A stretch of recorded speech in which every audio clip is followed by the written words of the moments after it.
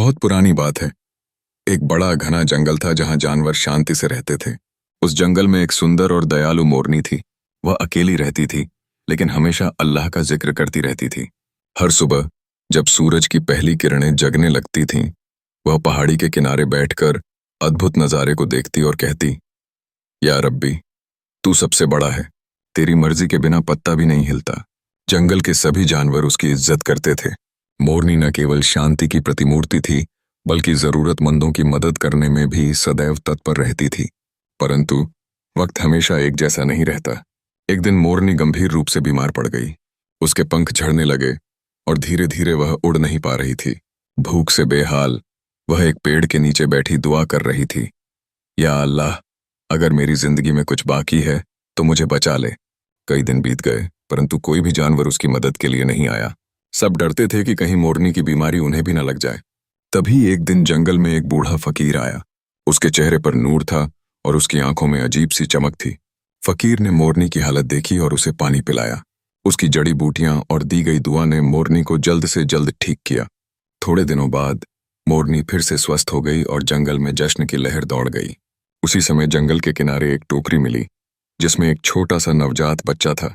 बच्चा ठंड से कांप रहा था। जानवरों में हड़कंप मच गया कि इंसान का बच्चा कैसे जंगल में आया। पर मोरनी बिना किसी डर के बच्चे को अपने पंखों के नीचे ले लिया। उस वक्त उसने अपनी और बच्चे की गर्मी का एहसास कराया। जैसे जैसे दिन बीतते गए, बच्चा बड़ा होने लगा। मोरनी ने उसकी देखभाल की और बच्चों के बिना जीने की कला सिखाई। गांव में यह खबर फैल गई कि मोरनी ने इंसान का बच्चा जन्म दिया है। जब गांव के लोग जंगल आए तो उन्होंने देखा कि यह सच था। लोगों ने कहा, यह हराम है, जानवर कैसे इंसान को जन्म दे सकता है। वही उसी समय फकीर ने फिर से बात की और कहा, माँ वो नहीं जो जन्म दे, माँ वो है जो परवरिश करे।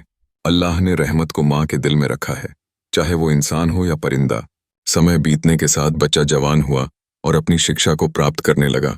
एक दिन जब वह मस्जिद में खुतबा दे रहा था, उसने कहा, मुझे दुनिया ने छोड़ दिया था, लेकिन एक परिंदे ने मुझे अपनाया।